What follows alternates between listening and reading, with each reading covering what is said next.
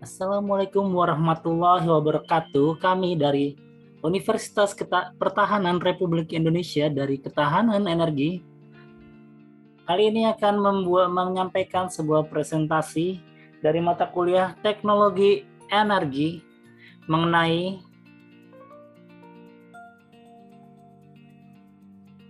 military microgrid. Ini mungkin terdengar baru di telinga teman-teman. Jadi ini merupakan tugas dari Pak dosen Nugroho Adi Sasongko yang disusun oleh kami, Abdullah Ubaid, Adil Fajar, dan Agung Beni. Ayo kita mulai pembahasan military microgrid. Outline presentasi kali ini yaitu pertama kita mulai dari pengertian microgrid itu apa, kemudian pemanfaatan microgrid sebagai apa dan di mana, kemudian juga plus minus dari microgrid itu sendiri, dan yang terakhir merupakan rekomendasi untuk pemerintah agar bisa mendirikan microgrid ini. Nah, apa itu military microgrid? Itu jadi sebuah pertanyaan utama dari materi kita kali ini. Jadi dari military microgrid itu terdiri dari dua suku kata. Yang pertama militer, yaitu angkatan bersenjata suatu negara, di mana kalau di Indonesia ini adalah TNI, dan microgrid itu adalah sistem ketenagalistrikan skala mikro yang terdiri dari lebih dari satu generator energi terbarukan. Dan yang lebih detailnya nanti akan kita tunjukkan skemanya. Dan military microgrid itu sendiri adalah infrastruktur kritis untuk markas dan daya gerak peralatan militer yang dapat membangkitkan energi listrik secara lokal dan mandiri. Jadi microgrid ini sangat bermanfaat dan berguna dan dikembangkan di suatu sistem isolated yang jauh dari pusat kota atau dari sistem interkoneksi besar. Kemudian pada military microgrid, kombinasi sumber energi primer yang digunakan sebagai pembangkitan pada setiap pos atau pangkalan militer dapat berbeda-beda, tergantung sumber energi primer yang tersedia di sana.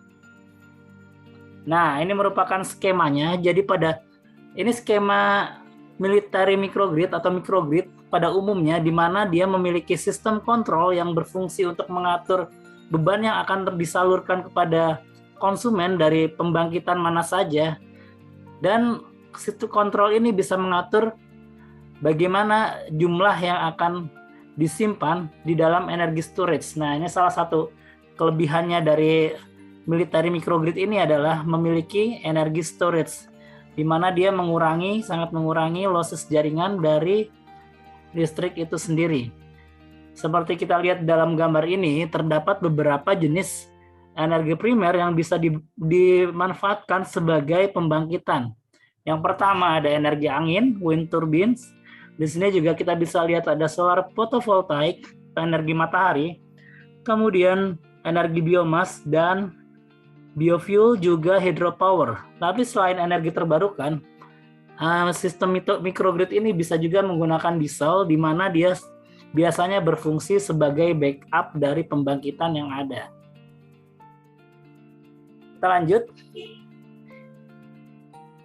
Nah, komponen microgrid seperti kita lihat pada gambar barusan.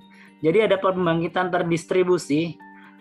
Nah, ini ada DG, itu distributed generator atau pembangkit terdistribusi tadi, di mana terdiri dari pembangkitan energi terbarukan ataupun yang mensuplai listrik untuk sistem microgrid itu sendiri. Nah, semua energi itu masuk dikontrol oleh sistem kontrol energi management system, dan seperti microgrid ini tidak selalu isolated, dia juga bisa tersambung dengan grid utama, di mana dia dihubungkan oleh PCC atau konektor yang menghubungkan antara grid utama dan microgrid itu sendiri. Kemudian dari energi management system atau sistem kontrol itu dialirkan kepada beban-beban atau masyarakat dan juga ke penyimpanan. Selanjutnya yang kedua beban. Beban atau adalah ini konsumen ya. Jadi yang menerima energi listrik itu sendiri. Jadi di sini kita jelaskan tipe beban di sini ada dibagi jadi 3 klasifikasi berdasarkan kepentingan, berdasarkan tingkat konsumsi, berdasarkan fleksibilitas.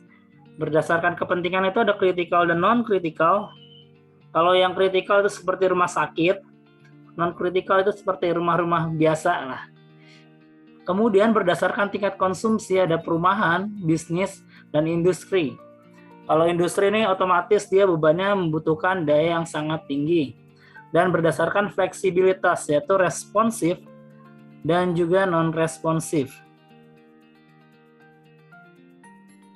Kemudian yang ketiga adalah storage. Nah, ini yang satu kelebihan dari microgrid dibandingkan grid konvensional, di mana dia memiliki tempat penyimpanan yang membuat energi itu bisa disimpan. Seperti kita ilustrasikan bahwa misal kita punya kelebihan energi listrik yang didapat dari PLTS, di siang hari kita mengumpulkan, apabila dia tidak digunakan, dia akan terbuang kalau pada grid konvensional.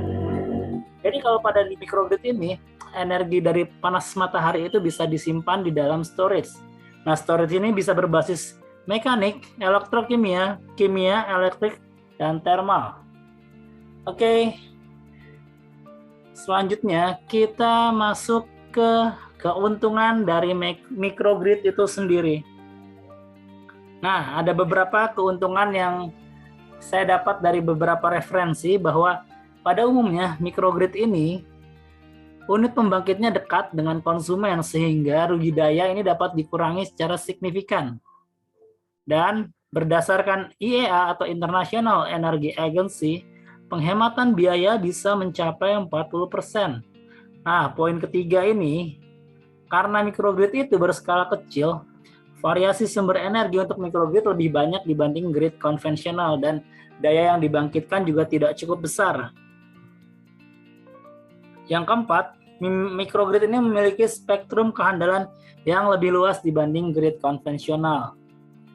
Kemudian di sini ada kerugian dari microgrid. Microgrid ini mungkin bukan kerugian ya, tapi seperti kekurangan. Perlu dikaji lebih dalam lagi.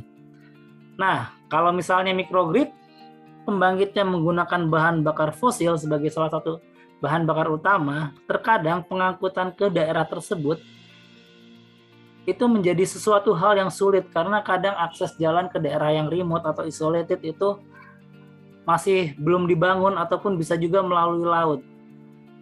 Kemudian yang kedua, membutuhkan inspeksi rutin terhadap perangkat-perangkatnya.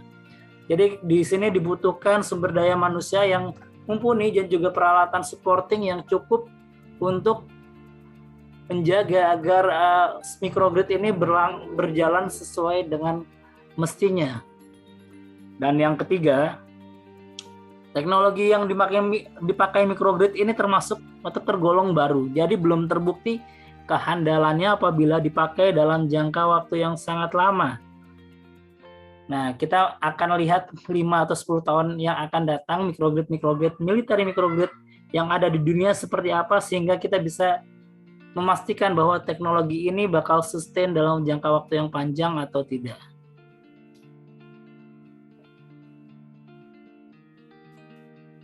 Nah, ini contoh military microgrid.